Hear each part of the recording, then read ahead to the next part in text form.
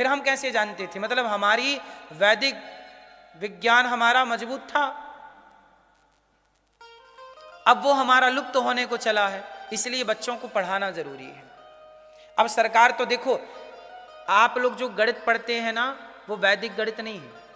हमारे यहां एक गणित थी, वैदिक गणित, जो गणित अब प्रायः लुप्त होने को, यदि उसे नहीं पढ़ा गया तो धीरे से लुप्त हो जाएगी तो सारा कुछ समाप्त हो जाएगा, इसलिए उसे बचाना जरूरी है।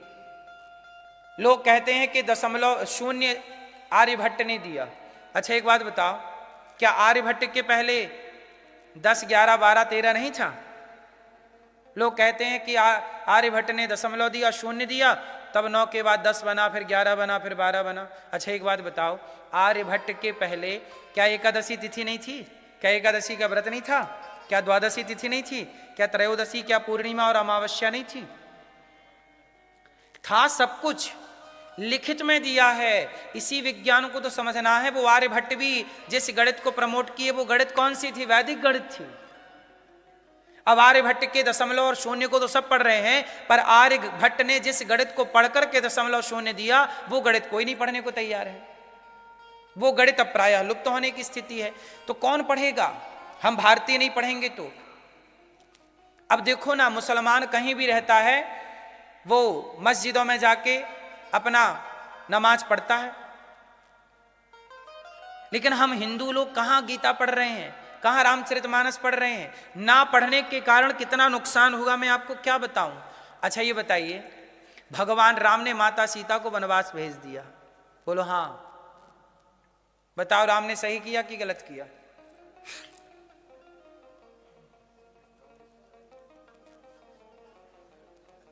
मैया, भगवान राम ने माता सीता को वनवास भेज दिया, बताइए सही किया कि गलत किया? शंकर जी कौन बने? क्या किया? हनुमान जी ने छाती फाड़ी तो कौन निकला? कौन? तो हनुमान जी बताएंगे।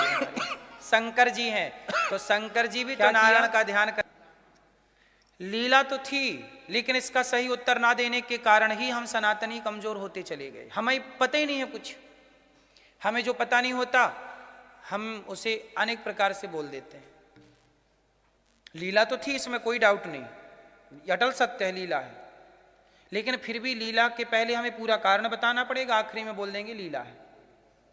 अब कारण पता नहीं है तो सिर्फ यही बोलना पड़ेगा लीला है। मैया आप बताओ, राम जी ने वनवास भेज के सही किया गलत किया? क्या किया? सही किया। आपके पति आपको वनवास भेज दें फिर?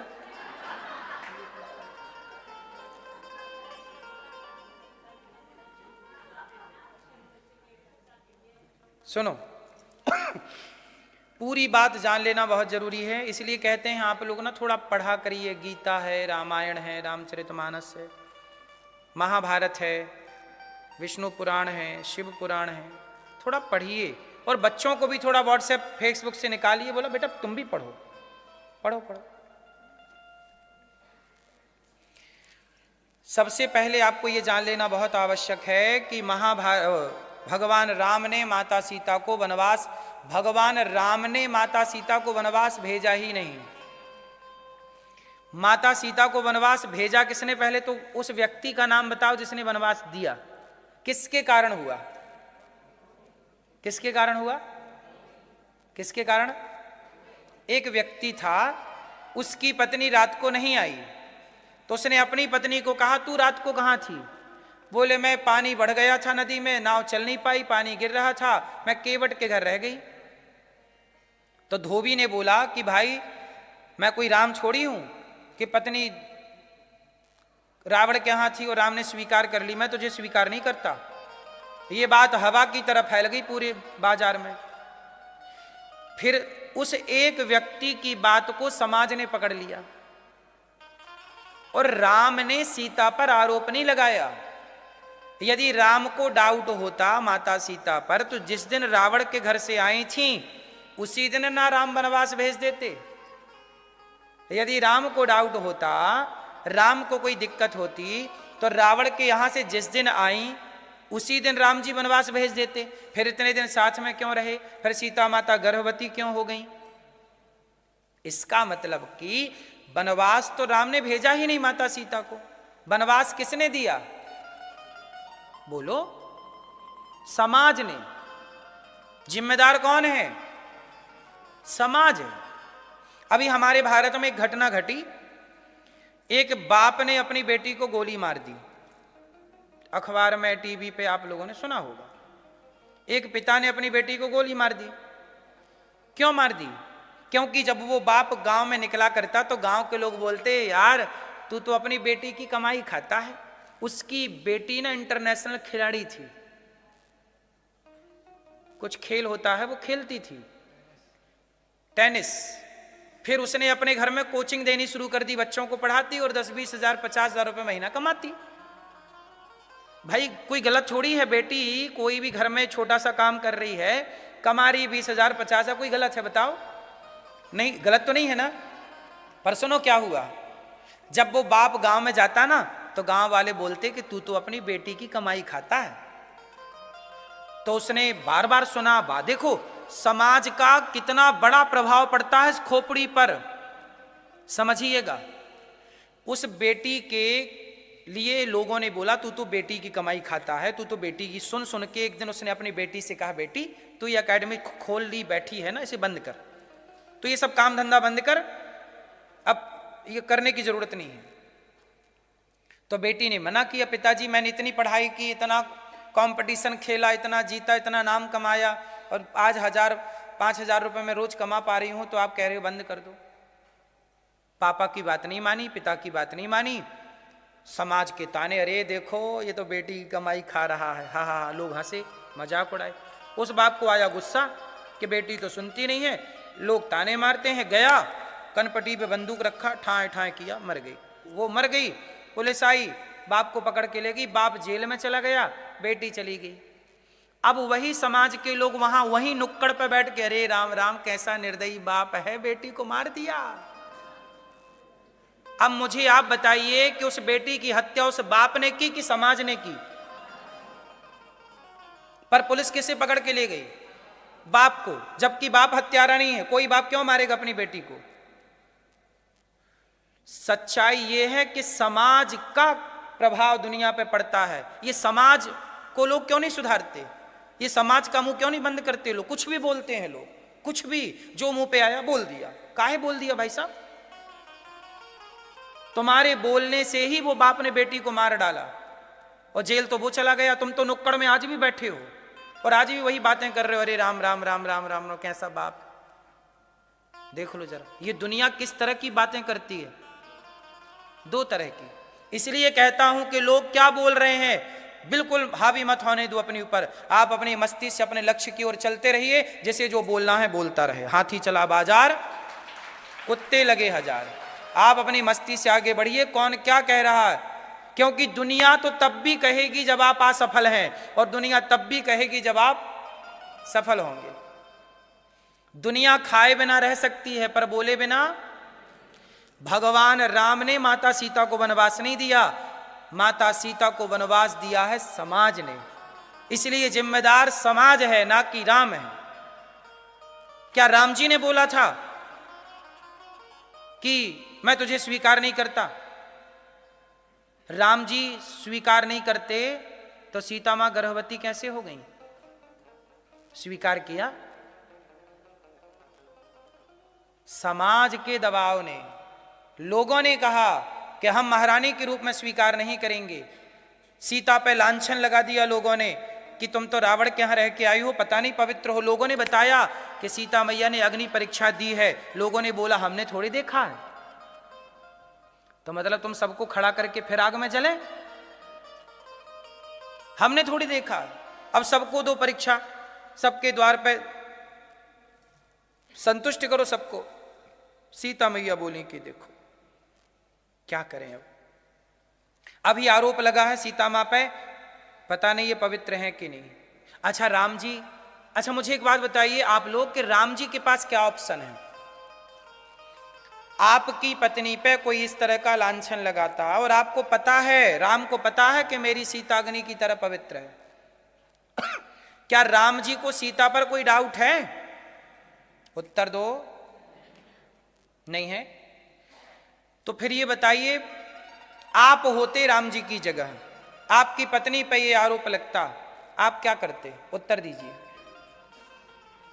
अब आप कहो कि किसी के कहने से थोड़ी राम को वनवास भेज देना चाहिए। ठीक है, यदि राम वनवास ना भेजते माता सीता को, तो क्या समाज सीता को रानी के रूप में स्वीकार करता?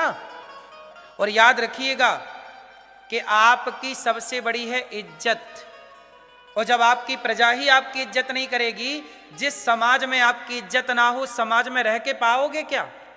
उस समाज में रहना चाहिए जिस समाज में आपकी इज्जत है। इसलिए पैसा बड़ा नहीं होता, सम्मान बड़ा होता है।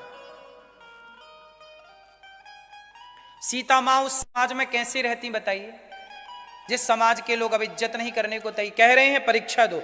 चलो आप लोग कहो सीता मां परीक्षा दे दो। यदि सीता मां परीक्षा दे देती, थोड़ी देर के लिए मान लो, अग्नि परीक्षा ही तो देनी थी, तो लगाती आग, खड़ी हो जाती। माता तो पवित्र थी, तो जलती तो थी नहीं, तो क्यों नहीं दे दी माता सीता ने परीक्षा? माता सीता ने परीक्षा इसलिए नहीं दी क्योंकि माता सीता समझ गई कि मैं परीक्षा दे के पवित्र तो सिद्ध हो जाऊंगी, पर मुझे अब इस समाज के साथ रहना नहीं है। आपके परिवार में कोई आपको लांछन लगा दे, तो क्या उन लोगों के बीच में रहना आप स्वीकार करेंगे? आप पवित्र हो भी गए कि मैं पवित्र देख हो गया, तो क्या फिर भी आप समाज में ऐसे लोगों के बीच में रहोगे? तो सीता मैया ने निर्णय कर लिया कि मुझे इन लोगों के बीच में अब रहना ही नहीं। लेकिन क्या करती? सीता मां चाहती तो परीक्षा देती, पृथ्वी मां को बुलाती। आखिरी में पृथ्वी मां को ही तो आवाहन किया कि हे पृथ्वी माता, यदि मैं पवित्र हूं तो मुझे माता अपनी गोद में स्थान दे दो। पृथ्वी मां फटी, माता सीता। ये बाद में किया माता ने, पहले भी तो कर सकती थी, पर पहले नहीं कर सकती थी माता, क्योंकि उस समय सीता मां गर्भवती थी। यदि वो पृथ्वी में समा जाती तो लवकुश भी समा जाते, और लवकुश समा जाते तो राम का वंश समाप्त हो जाता। तो सीता मां बोली कि पहले इन बच्चों को तो पहले संसार में आने दूं, संस्कारवान बना के खड़ा कर दूं, फिर मैं परीक्षा दे दूंगी। तब तक मैं कहां रहूं? तब तक सीता मैया ने राम से कहा कि मुझे संतों के यहां भेज दीजिए, ताकि मेरे बच्चे भी संतों जैसे संस्कारवान पैदा होंगे। इसलिए सीता मां ने खुद कहा, वाल्मीकि रामायण पढ़िएगा, सीता मां ने खुद कहा कि राम, मैं अपने पुत्रों को किसी संत की कुटिया में जन्म देना चाहती हूं। यह स्वयं सीता मां ने कहा। इसलिए राम ने भिजवा दिया लक्ष्मण जी के हाथ से, जाइए। कहां भिजवाया? कोई जंगल में नहीं छोड़ दिया कि बीच धार में छोड़ दी, नहीं, व्यवस्थित महर्षि वाल्मीकि जी के आश्रम में, आश्रम के बिल्कुल सन्निकट छुड़वाया। और उस समय, जिस समय वहां लक्ष्मण जी छोड़ के आए, तुरंत वहां महर्षि वाल्मीकि जी आ गए, और वाल्मीकि जी सीता मैया को लेकर के कुटिया पे चले गए, अंदर आश्रम में चले गए। सीता मां हो गई सुरक्षित। वहां पर लवकुश को जन्म दिया, लवकुश को पढ़ाया लिखाया, योग्य बनाया। जब योग्य बन गए, तब आ गई समाज के, हाँ भैया तुम्हें डाउट था ना मेरे ऊपर, आ जाओ सब इकट्ठे हो जाओ। जिन जिन को डाउट था सीता, सब आ गए तमाशा देखने के लिए। आओ भैया चलो तमाशा हो रहा है, चलो आके देख आते हैं। सब आ गए तमाशा देखने। सीता मैया ने कहा कि प्रभु, ये लवकुश आपके बेटे हैं, मैं आपको सौंपती हूं। यदि ये आपके पुत्र हैं, मैंने राम के सिवा स्वप्न में भी किसी पुरुष का स्पर्श ना किया हो, तो हे पृथ्वी मां, मुझे अपने गोद में स्थान दे दो। यदि मैं अग्नि की तरह और गंगा की तरह पवित्र और निर्मल हूं, तो हे पृथ्वी मां, मुझे अपने गोद में स्थान दे दो। यदि मैं राम के सिवा किसी का स्पर्श स्वप्न में भी नहीं करती, राम को अपना पति मानकर उनकी सेवा करती हूं, तो हे पृथ्वी मां, मुझे अपनी गोद में स्थान दे दो। कहा कि पृथ्वी मां फट गई, प्रकट हो गई। सीता मां बैठी, सब जनता जनार्दन को हो गई संतुष्टि।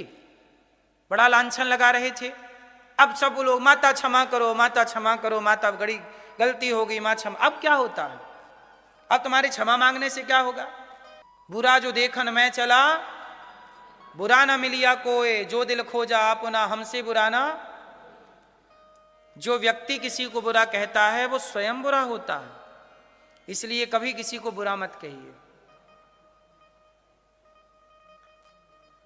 जहां जो बुराई है, जो बुरी है, उन बुरी चीजों का विरोध करिए।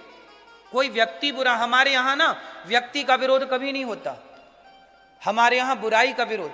हमारे यहां अधर्मी का नाश हो ऐसा नहीं बोलते, अधर्म का नाश हो, धर्म की जय हो, अधर्म का, अधर्मी का नाश हो नहीं बोलते। आप कभी बुरे नहीं हो सकते, आप में कोई बुराई आ गई है तो उस बुराई का नाश हो, आपका नाश कभी ना हो। आपके भीतर की किसका नाश हो? बुराई का, क्योंकि कोई व्यक्ति कभी बुरा नहीं होता। जो व्यक्ति आज बहुत बुरा है वही व्यक्ति कल बहुत अच्छा हो सकता है। रत्नाकर डाकू की कथा आप सबको याद होगी। एक रत्नाकर नाम का डाकू था, चोरी करता, डाका, जंगल से जो निकलता मर्डर कर देता, सोना चांदी लूट कर ले जाता, पत्नी को देता, पुत्र को देता, सब मौज करते। एक दिन नारद जी आए, कहो रत्नाकर, ये जो तुम डाकू बन करके पाप कर रहे हो, मर्डर कर रहे हो, हत्या कर रहे हो, इस पाप का भाग कौन लेगा? बोले मेरी पत्नी धन बांटती है तो पत्नी, पुत्र धन बांटता है पुत्र, पिता धन बांटता है पिता, सब अधिकारी। नारद जी ने कहा जा पूछ के आओ। रत्नाकर गया, पत्नी से बोला प्रिय मैं तुम्हें सोना देता हूं, क्या तुम जो मैं पाप कमाता हूं वो पाप का फल भोगोगी? पत्नी बोली स्वामी मैं चाह लूं तो भी आपका पाप मैं नहीं भोग सकती। बेटा बोला पिता मैं चाह लूं तो भी आपके पाप का फल मैं नहीं भोग सकता, आपने किया है ना मर्डर, आपने मारा है ना। तब रत्नाकर बोला राम राम, मैंने तो कितने बच्चे मार दिए, कितनी स्त्रियां मार दी, कितने पुरुष मार दिए सोने के चक्कर में, सोना तो सब बट गया लेकिन मेरा पाप मेरे पास है। नारद जी के चरणों में गिरा, प्रभु क्या करूं मैं? तब कहा ये राम राम जप, उल्टा नाम जपा। बेचारा भूल गया कि ये राम राम बोला, मरा मरा मरा मरा मरा मरा, उल्टा नाम जपत जग जाना, उल्टा नाम जपा। लेकिन जब नाम जपा तो आखिर उसके पापों से मुक्ति किसने की? जिस राम के नाम ने रत्नाकर जैसे डाकू को पवित्र कर दिया, वो राम कभी स्वयं अपवित्र हो सकते हैं क्या? क्या वो राम का यश कभी अपवित्र हो सकता है क्या? क्या वो राम का कोई निर्णय गलत हो सकता है क्या?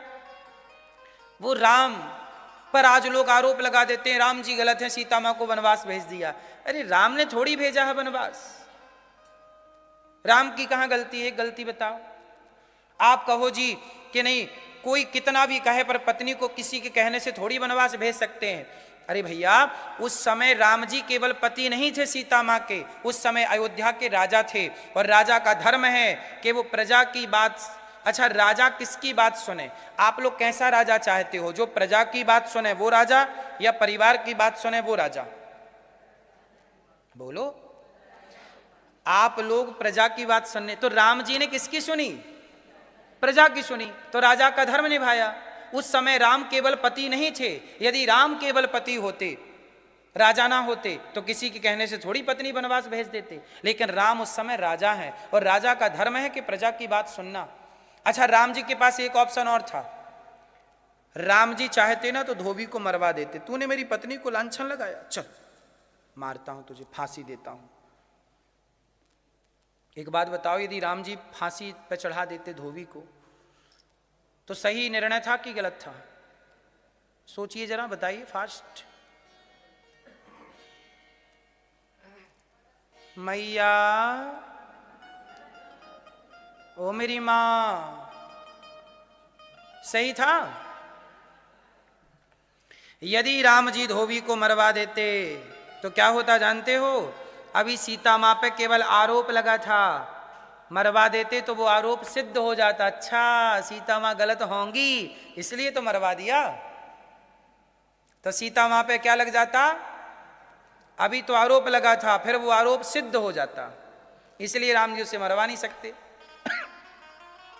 इसलिए जो हुआ वही सत्य था, जो हुआ वही सत्य था, इसमें राम का कोई अपराध नहीं है। इसकी दो कहानी और हैं, कहो तो मैं आपको सुना दूं। सीता मां के लिए पद्म पुराण में एक छोटी सी कथा मैंने पढ़ी। सीता मां ने बचपन में एक तोती और एक तोता, सीता मां बगीचे में बैठी थी, पेड़ की छांव में सखियां खेल रही थी, सीता मां बैठी, उसी पेड़ पर एक तोती और एक तोता आया और तोती राम कथा सुनाने लग गई। तोती की कथा सुनकर के राम जी के बारे में सीता मैया ने तोती को पकड़ लिया और पकड़ के ले गई और पिंजरे में डाल दिया। जब पिंजरे में डाल दिया तो सीता मैया से तोती गिड़गिड़ाने लगी, बहन मुझे ना ऐसे बंद करो पिंजड़े में, मैं मर जाऊंगी। सीता माँ बोली तू मुझे कथा सुनाया कर, सोने का पिंजरा दूंगी, खाने को जो कहेगी दूंगी। तोती बोले मुझे खुला आसमान चाहिए, मुझे बंद ना करो। सीता माँ एक ना सुनी और बेचारी तोती तड़प तड़प के मर गई। ये पद्म पुराण में लिखी है कहानी। तोती जब तड़प तड़प के मरी तो तोती के तोते ने शाप दे दिया, सीता जैसे तुमने हमारी पत्नी को हमसे दूर कर दिया। उस समय तोती गर्भवती थी। कहा कि जैसे तुमने हमारी गर्भवती तोती को हमसे दूर कर दिया, सीता जाओ, जब तुम गर्भवती होगी तो तुम्हारे पति भी तुम्हें अपने से दूर कर देंगे और कारण मैं बनूंगा। वही तोती जब मरी, वही तोता अगले जन्म में धोबी बन के पैदा हुआ। जिस धोबी के कहने से सीता माँ का वनवास हुआ, वो धोबी पिछले जन्म का वही तोता था जिस तोते ने सीता माँ को शाप दिया था। तो सीता माँ ने एक पक्षी की आजादी छीनी तो सीता माँ की भी आजादी छिन गई। इसलिए जो आप लोग पिंजरे में तोता उता पाल लेते हो ना, पंख वंख काट देते हो, बहुत अच्छा लगता है ना मिट्ठू मिट्ठू प्यार करना, लेकिन ये बहुत बड़ा पाप है, किसी की आजादी आपने छीन ली। इसलिए पक्षी पिंजरे में ना पालो। पक्षी पालना हो तो अपने घर पर एक बढ़िया सा पेड़ लगाओ, और जब पेड़ लगाओगे अपने आप वहां पक्षी आकर बैठा करेंगे, दर्शन करना। पिंजरे में क्यों रखना है किसी को, आजादी क्यों छीनना है किसी की, पंख क्यों काटना है किसी के। यदि काटोगे तो तुम्हारी उड़ान भी रुकेगी, याद रखिएगा। पक्षी कभी नहीं इस तरह से लोग पंख वंख काट देते। हाँ, कोई पक्षी अचानक उड़ता हुआ आपके पास आ जाए तो आ जाए, उसका स्वागत है, उसे पानी पिलाओ, दाना डालो, और वो जब तक रहना चाहे रहे, उड़ना चाहे उड़ जाए। आप बंधन क्यों देना चाहते हैं उसे, बताइए। पक्षी पालना, अपने शौक पूरे करना, किसी की आजादी छीन कर, ये सही है कि गलत है? लेकिन लोग ये गलत काम करते हैं कि नहीं, बोलो। पिंजरे के पंछी रे तेरा दर्द न जाने कोई। लोग अपना स्वार्थ, इतने स्वार्थी हो गए हैं ना कि अपना स्वार्थ है, किसी की आजादी, पक्षी की आजादी है उड़ना। आपने अपने जरा से लालच के कारण कि मुझे अच्छा लगता है, अरे ये क्या बात हुई, तुमने किसी की सारी जिंदगी बर्बाद कर दी, इतना सा कैद बना दिया, जेल क्यों जेल दे दिया उसे, क्या अपराध किया था उसने, तुम्हें भी। अब कुछ लोग ना जेल में, मैं भोपाल सेंट्रल जेल में कथा सुनाने गया कैदियों को, 4000 कैदी थे वहां, बहुत सारे कैदी ना निर्दोष थे, कोई गलती नहीं करता व्यक्ति, फिर भी जेल चला जाता है। लेकिन एक बात बताएं, तुमने आज गलती नहीं की पर तुमने कभी गलती की होगी, तुमने किसी पक्षी को जेल में डाला होगा, मतलब पिंजरे में डाला होगा, 20 साल तक तोता उसके पिंजरे में था, 20 साल बाद मरा, बताइए 20 साल की जेल हो गई कि नहीं उस तोते को, बोलो हाँ। तो जब तुमने 20 साल की जेल तोते को दी है तो तुम्हें भी तो जेल होगी। फिर तुम मत कहना कि हम तो निर्दोष थे, हमने तो किसी का मर्डर नहीं किया, हमने तो किसी के साथ गलत नहीं किया। नहीं, तुमने आज नहीं किया, कभी किसी जन्म में कोई पाप होगा जो भोगना पड़ता, अवश्य में भोक्तव्यम। आज का ही थोड़ी भोगना पड़ता है। भीष्म पितामह को बाणों की सैया मिली, कोई आज का ही थोड़ी था, कोई आज का ही थोड़ी मिलता है मेरी मां। किसी भी जन्म का पाप सामने आकर खड़ा हो सकता है, इसलिए हर पाप से बचिएगा। तो सीता मां ने पिंजरे में पक्षी को रखा, इसलिए वनवास हुआ। ठीक है, बताइए इसमें राम जी की कोई गलती है? बताइए आप लोग, किसकी गलती लगी आपको सीता मां के वनवास में, निष्कासन में? कौन गलत है, कौन गलत है? लोग गलत हैं, ना सीता मां गलत है ना तो राम गलत हैं, ये लोग गलत हैं जो बिना समझे बोल देते हैं। मुंह उठाया बोल दिया, मुंह उठाया बोल दिया, ऐसे ना बोला करो।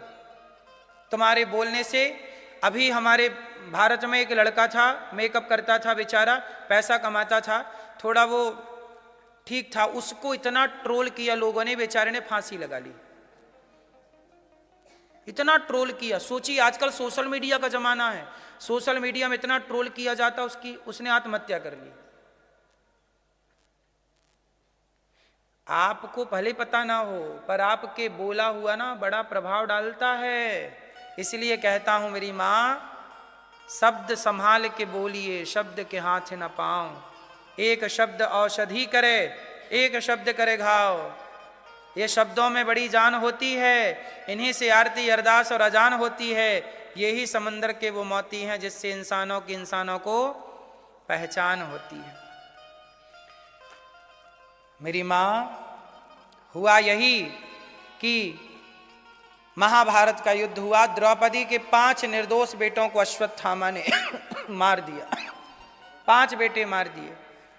द्रौपदी को पता चला कि पुत्र मारे गए। अश्वत्थामा को पकड़ने जब अर्जुन गए तो ब्रह्मास्त्र चलाया। अर्जुन ने आकर कहा, कृष्ण कृष्ण महाबाहो भक्तानाम भयंकर त्वमेको दह्यमानाना मपवर्गोसि संस्रते।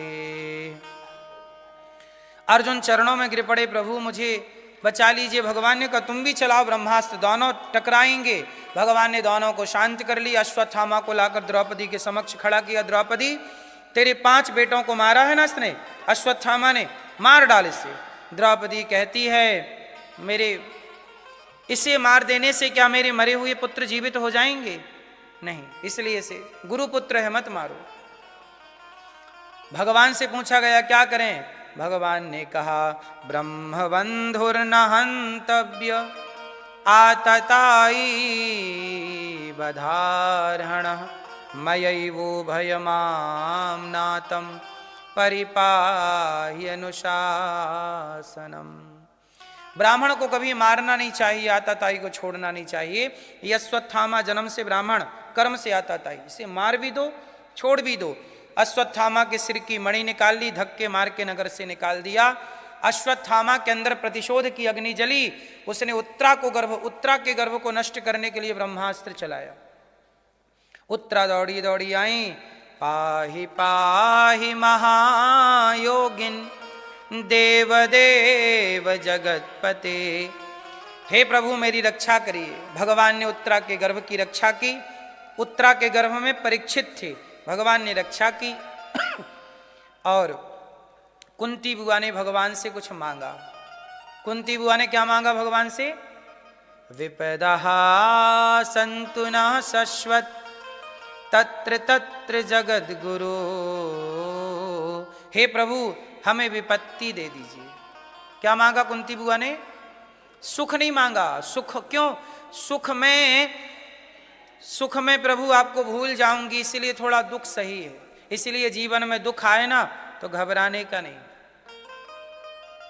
ये दुख ही भगवान से जोड़ता है, सुख तो भगवान से दूर कर देता। सुखी हो जाओगे, दिन भर खाओगे सोओगे, बीमार पड़ जाओगे, दुख होएगा तो भगवान की शरण में रहोगे, स्मरण करोगे।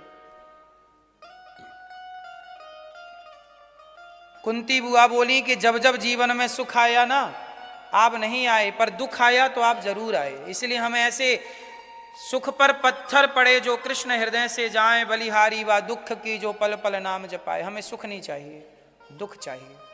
भगवान ने कहा बुआ मैं दुख कहां से लाऊं, मुझे ही ले लो। अच्छा ये बताओ दुख कौन देता है? राम न मारे काहू को पापी नहीं आराम, आप ऐसे मर जाते हैं कर कर खोटे काम। राम न मारे काहू को, पापी नहीं राम। भगवान किसी को नहीं मारते। क्यों भगवान किसी को मारते हैं? रावण को किसने मारा? उत्तर दो। रावण को किसने मारा? मैया बोलो मेरी मां। रावण को किसने मारा? दादाजी मोबाइल ना चलाओ प्रभु। रावण को किसने मारा? किसने? राम ने नहीं मारा। रावण को रावण के पाप ने ही मार डाला, राम तो निमित्त बने। कंस को कृष्ण ने ही नहीं मारा, कंस के पाप ने ही कंस को मार दिया। राम किसी को नहीं मारते, व्यक्ति का पाप ही उसे मार डालता है, राम बन करके, कृष्ण बन करके, और लोगों को लगता है उन्होंने मारा।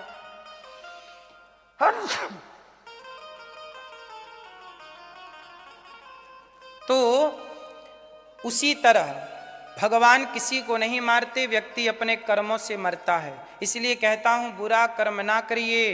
हाँ, भला की जय भला होगा, बुरा की जय बुरा होगा। भला की जय बुरा की जय।